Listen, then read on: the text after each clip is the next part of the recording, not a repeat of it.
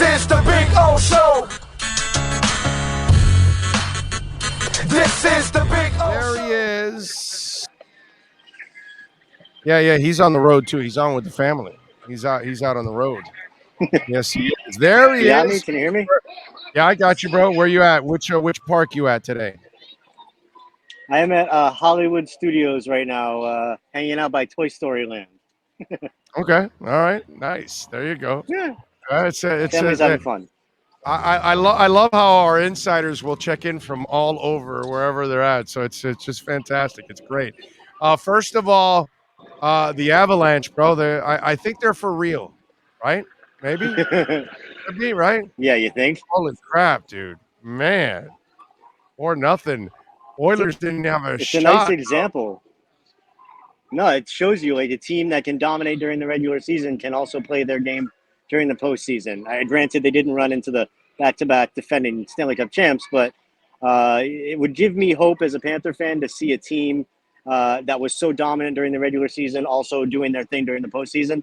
Would make me think, Right. well, maybe the Panthers can figure out how to do that too. Yeah, and I know George mentioned that on Tuesday.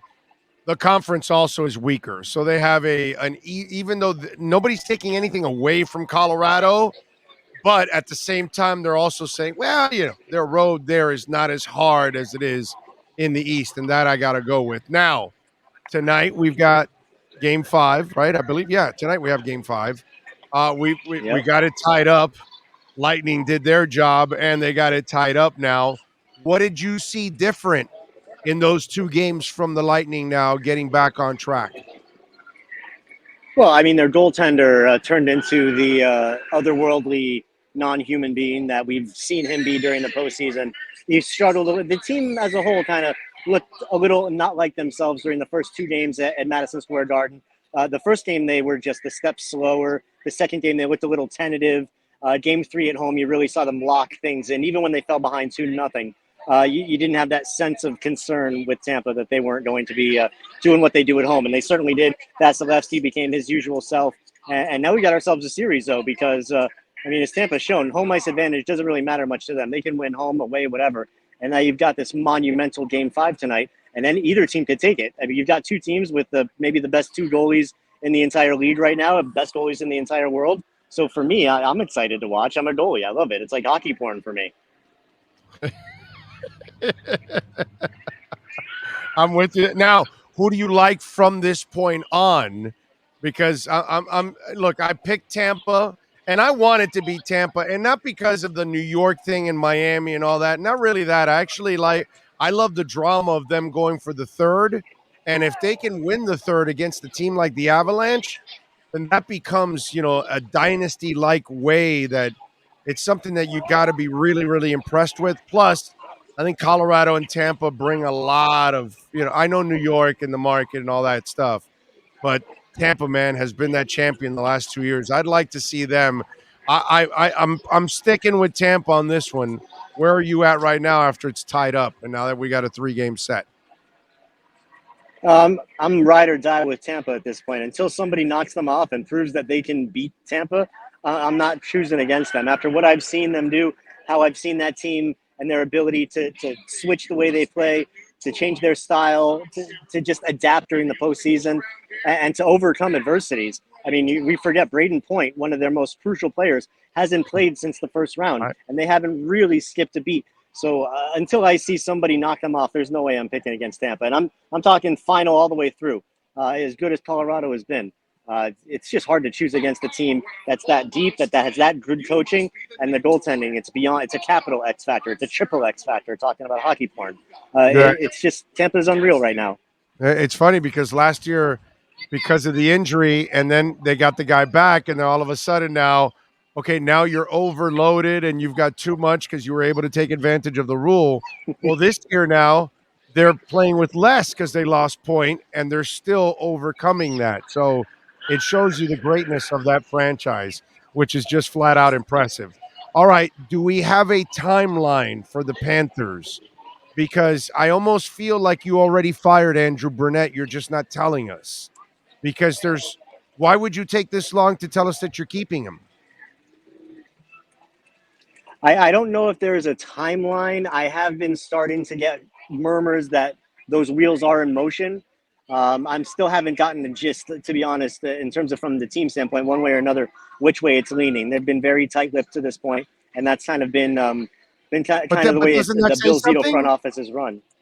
But that's No, the that doesn't that's that what I say was going to something say. right Like in there? that message, they know what they have in Bruno. How long would it take them to evaluate whether they like him better than another option? And I've said I thought that he deserved a chance just based on where the team is headed in their direction. But to your point, it does make me wonder if they were going to go that route. Wouldn't we have heard something by now? And perhaps not. Perhaps they're just doing the due diligence, which we know Zito and his crew is going to do. They're very meticulous in their decision making. I would think that we're going to find something out sooner rather than later. But I Yeah. do agree with you. Not saying I know anything, but I do agree that it may be telling that we haven't heard something to this point in terms of the Bruno comeback. Well, here's the thing about this. If you really like your coach and you really want your coach, you don't leave him out hanging like this in public. And that's what you're doing. So if you're doing that, then that tells me you're moving on. You're just waiting for your ducks are in a row so you could get that done so then you can dispatch this guy because just in case it doesn't work out and you can't get what you want, then Bruno might be your backup plan. And so that's kind of Yeah.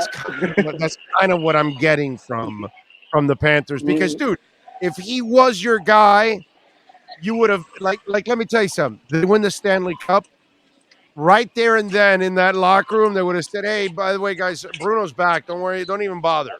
Don't even bother. He's coming back." But because of this, it just tells me, it just puts doubt in my mind. I don't know. Yeah, 30. I'm with you. I still think in my gut, if I had to make a call at this point, I still think that Bruno's their guy. Just because of the lack of action on the open market to this point, like you're not really hearing anything in terms of them doing much poking around. And as I said, they're really good about keeping things secret. I just and I could be totally wrong, but when I look down at my gut, the giant thing that's growing down there, I just for me it feels like without Bruno, it would be a big shakeup, and I don't know if they want to go through a big shakeup right now. So that's just where my gut tells me. Yeah, I just that one is that's just a strange story the way that's being handled. That I think they're moving on from the guy. Unfortunately for him, but I kind of get it now. Let me ask you: are you hearing about any other teams interviewing the coaches that are available, or does everybody wait till after the cup so they don't take away any headlines? I think in terms of you're talking about like free agent coaches and other teams. Yeah, No, other teams that teams need that no for coaches. sure teams are starting. I don't think that there's been any official interviews out yet. I don't know if that process starts until the cup final ends. I mean, you can see that teams are getting their ducks in a row right now. Like, I mean, we saw Boston got rid of Bruce Cassidy, which was a bit of a surprise. So there are some big names out there, and they're available. I don't know how long teams are going to wait. Like honestly, Orlando, I haven't heard anything about any interviews. I don't know if there's a rule that they That's why have to that's, wait until that's the why I season asked. ends. I Yeah. don't think. Yeah, I don't think there is. But Or you're making it me might kind be of one of those double think unwritten about it. things. It might be one of those Yeah, unwritten things like, hey, respect the game and listen, everybody's got their business, but let's wait till the cup is over so we give them the spotlight that they deserve. And that's why I ask you because I don't really hear about other teams signing a new coach or something like that. So I'm wondering if there's this thing where they kind of want to respect the game and the cup at the moment. That's why I ask. yeah. No, it's a great question. I feel like I need to look it up. If I was sitting at my laptop, I'd be googling it right now and trying to figure out. Um, but I mean, either way, with the conference finals about to wrap up, I would expect those dominoes starting to fall sooner rather than later.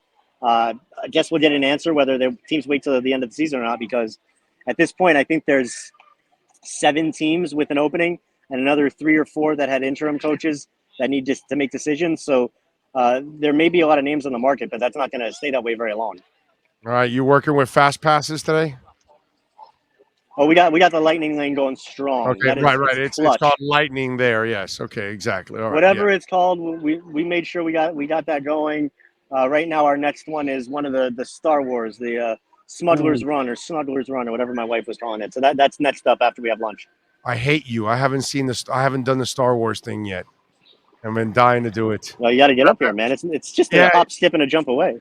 I know, but I've been kind of waiting till like this whole stupid thing is over, so I can go like normal, like what you're doing now. Yeah, So yeah, I didn't yeah, want it's to go. crazy packed. I didn't want to go back to these amusement parks with limitations. I want to experience it like I've experienced it my whole life. You know what I mean? So The enjoy, only my brother. limitations are the lines right now, man. Yeah, but you got that lightning pass, baby. That's it. So that means you're staying in one of the hotels too, right? It's kind of the requirement too, right? No, we got annual passes. Oh, there you go. Yeah. Oh yeah. Nice. Very nice. Come on, Good man. move. Follow It's in our follow backyard. him We got on to take Twitter. advantage. Damn right. Follow him on Twitter at David Dwork. Catch him doing his thing here every week, locking it down with our ALennyLocksmith.com Panthers segment. And of course, Chirping the Cats podcast and at WPLG. When is the next podcast? The next podcast is not scheduled as of yet. Right Okay. now, I'm just, you talk about always on the run, working while we're on the road. I was actually texting a couple sources while I was in line for Mickey's Railroad earlier, trying to kind of get a little bit of insight into the coaching situation. But no podcast planned at the moment. The next one will probably be in the next couple of weeks as the coaching situation. We get close to the free agency and all that starts to shake out. Yep. That'll be big news, and we'll have all of that. We'll cover it with both guys, with George and David, every week here on the program. David, as always, appreciate you, my brother. Enjoy the family. Enjoy the amusement park. Yes, sir. Be well. Talk to you next week. You got it. May the force be with you. There you go. The Dworkster. He's got the force. He's got the force. He's going on a canyon run now. He's going to take out the Death Star. It's a beautiful thing.